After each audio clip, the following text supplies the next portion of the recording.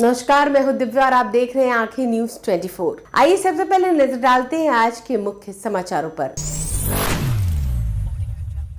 नमस्कार, मैं अमित और आप देख रहे हैं आंखें न्यूज 24। बिहार विधानसभा चुनाव में भारी हार के बाद जनसुराज के संस्थापक प्रशांत किशोर ने हार का सारा दोष अपने ऊपर लेते हुए राज्य की जनता से माफी मांगी।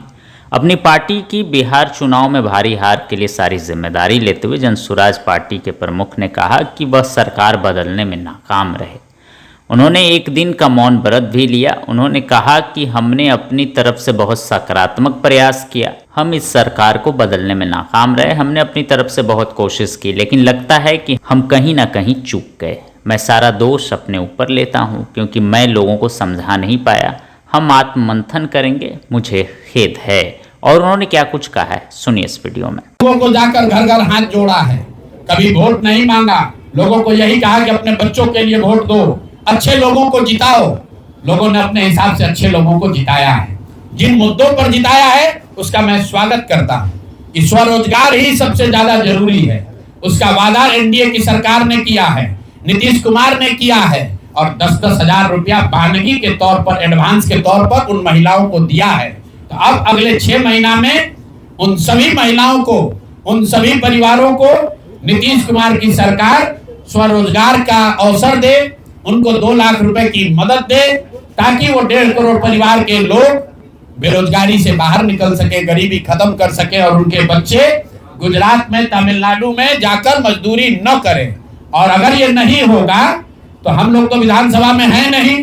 जनता ने जो आदेश दिया है कि गांव-गांव घूमिए और लोगों की मदद कीजिए, तो जिनको भैया ये 2 लाख न मिले वो प्रशांत किशोर के पास चले आइए, जनसुराज के साथियों के पास आइए।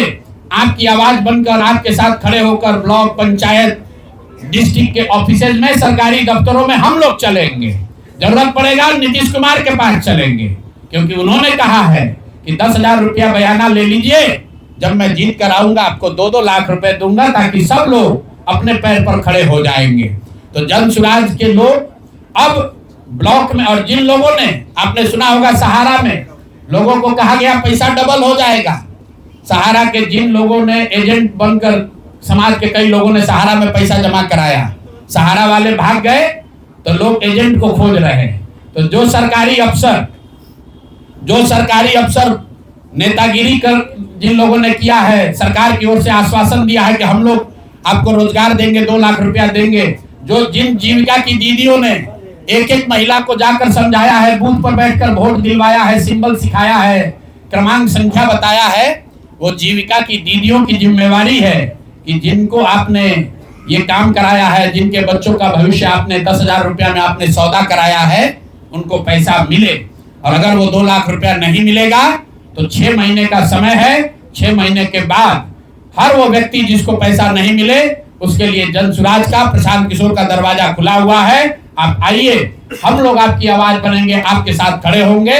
हम लोग विधायक सांसद नहीं है, लेकिन समाज में हमारी ताकत, जो आवाज है, आपके आशीर्वाद से वो आवाज आपके साथ जोड़ेंगे और हर हालत में आपको ये 2 लाख रुपया मिले, इसकी लड़ाई को जारी रखेंगे।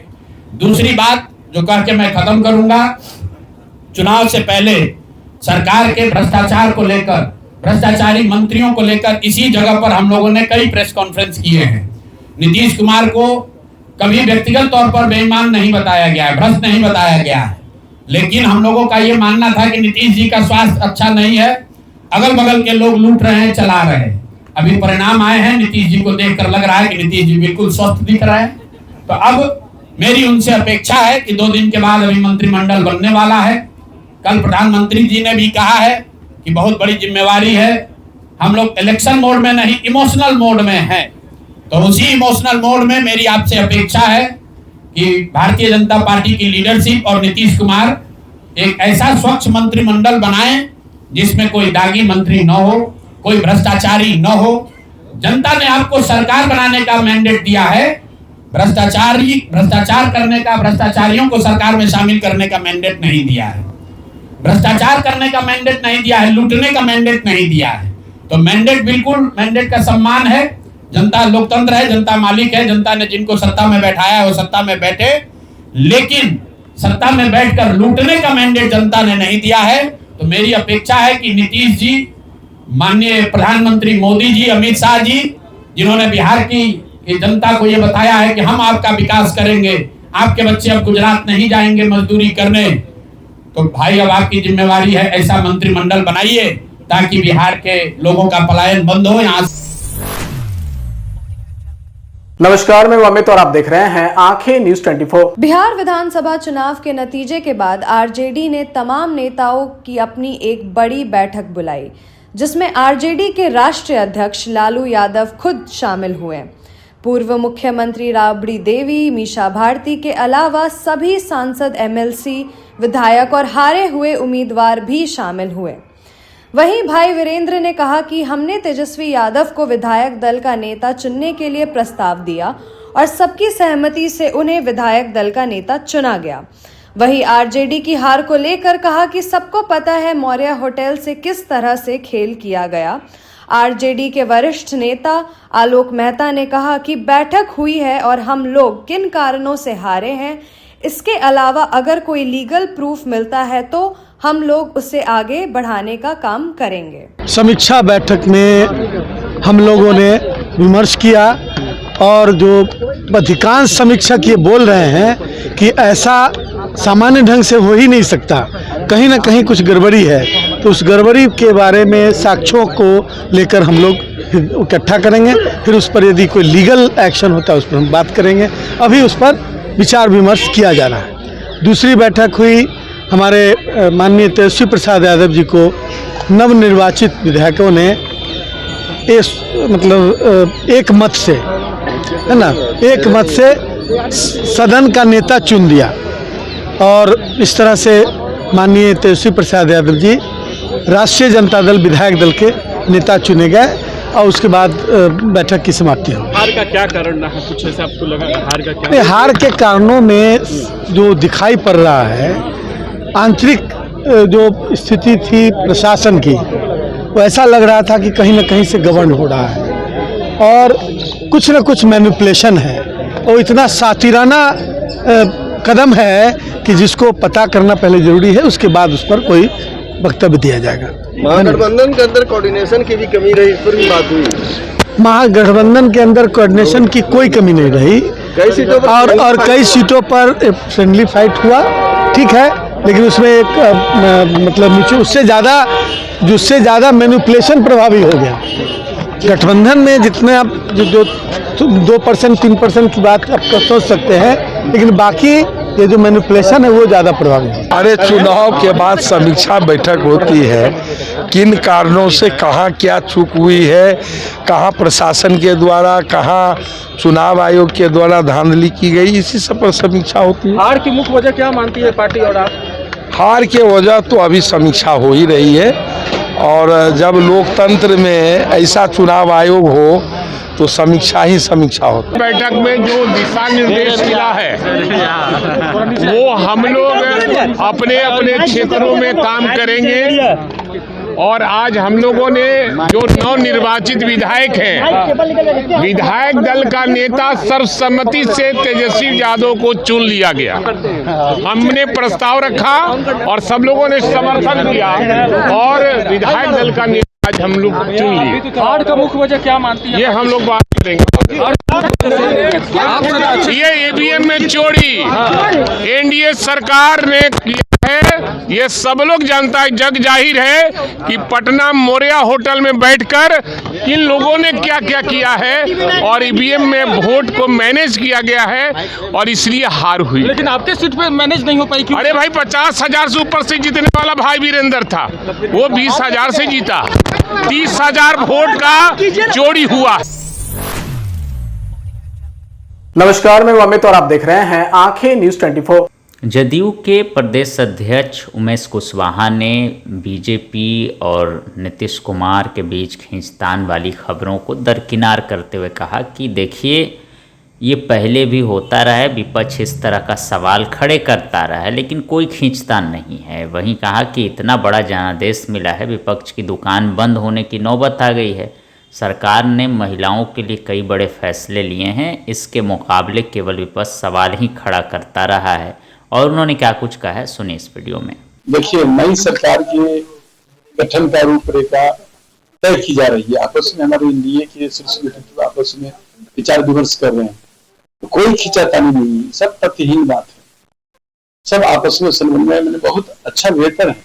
सब चीज आप देखिए एकदम सकारात्मक। हम लोग ने किस तरह आपस में हमारी एकजुटता को देखे, नीचे से ऊपर तक के सभी, ऊपर से लेकर नीचे तक के सभी कार्यकर्ताओं में कितना बेहतर संबंध रहा है चट्टानी एकता के साथ। इसी तरह समझ लीजिए कि हम लोग का भी सरकार का जो नई सरकार की गठन होना है, बेहतर ढंग से सब चीज हो जाएगी। कोई इस चीज के लेकर कोई मरमरी किसी में नहीं, सब आपस में सब लोग विमर्श करके सब लोग तय कर लेंगे। शीर्ष नेतृत्व नई सरकार की गठन का विमर्श कर रहे हैं। कई तरह की बातें चल रही है कि नीतीश कुमार जी ने लास्ट मोमेंट में अपना इस्तीफा देने का फैसला बदल लिया है और खींचतान लगा। आप लोग टेक्निकल बात में लग जाते हैं, सब तो कोई बात नहीं है। जो सरकार का जब जानते हैं कि 22 जो नवंबर है, 22 नवंबर को अंतिम समय रहता है हमारी सरकार की जो टर्म है इसका, तो 22 नवंबर उसके पहले हम लोग ने तय, हमारे शीर्ष नेतृत्व ने तय रखा है कि भाई ठीक है, उसको हम लोग बताया ही कि उसके पहले हम लोग सरकार के गठन कर लेंगे। सरकार के गठन के पहले तो हमारा जो पुराना सरकार है उसको खत्म करना है, उसके लिए बैठक भी कर रही है।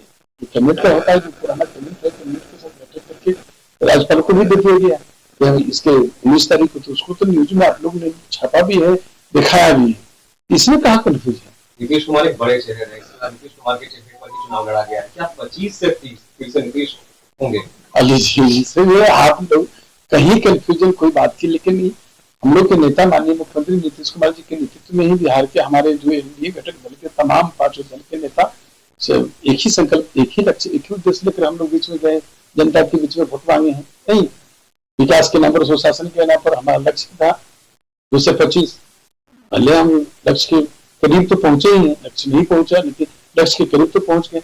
संकल्प भी हमारा एक ही था 2025 में 225 फिर से नीतीश। इसमें कहा कोई कंफ्यूज की बात।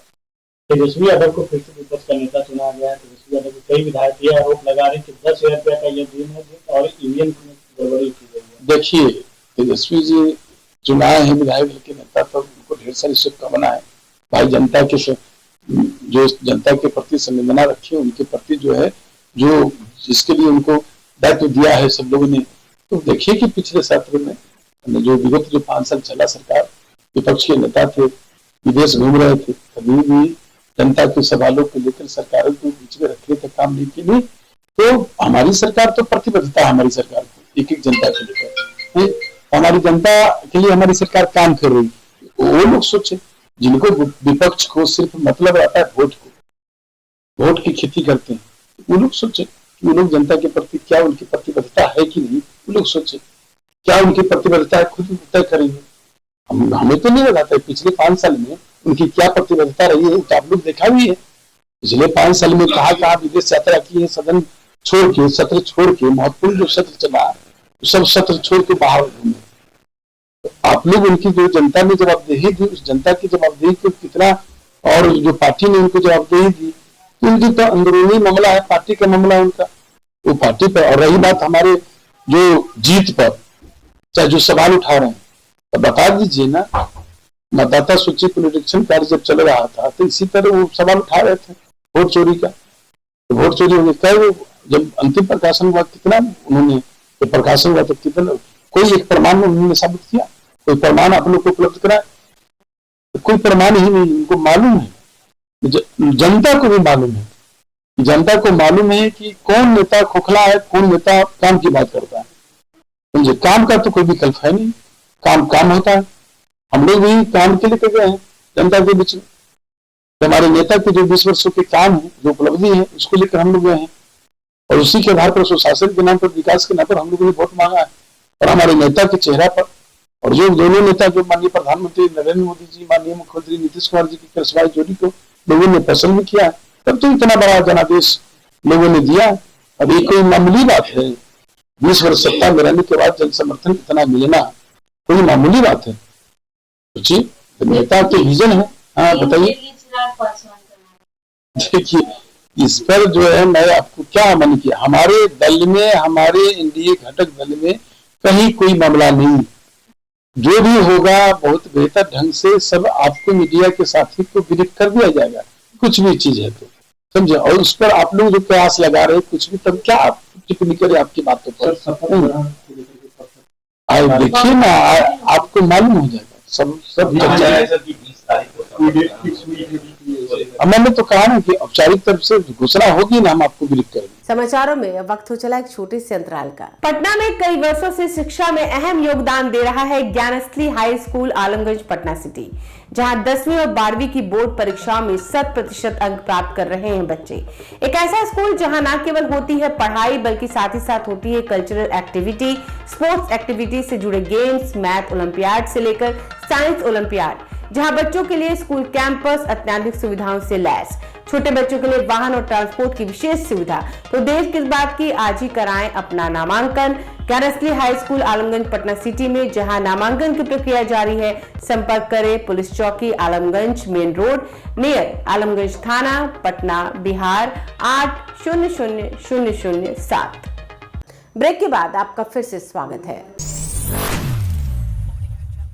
नमस्कार, मैं अमित और आप देख रहे हैं आंखें न्यूज 24। विश्व प्रसिद्ध हरिहर क्षेत्र मेले में बिहार पुलिस के स्टॉल शाह प्रदर्शनी का बिहार के डीजीपी विनय कुमार ने उद्घाटन किया। इस मौके पर पुलिस की पद्धति तकनीक की बेहतरीन प्रदर्शनी लगाई गई, जिसके तहत पुलिस के खोजी कुत्ते ने बेहतरीन कलाबाजी की, जिसे देखकर लोगों ने खूब ताली बजाई। कुत्ते ने आग के गोले के अंदर से छलांग लगाया, जिसे देखने के लिए भारी भीड़ मेले में पहुंची।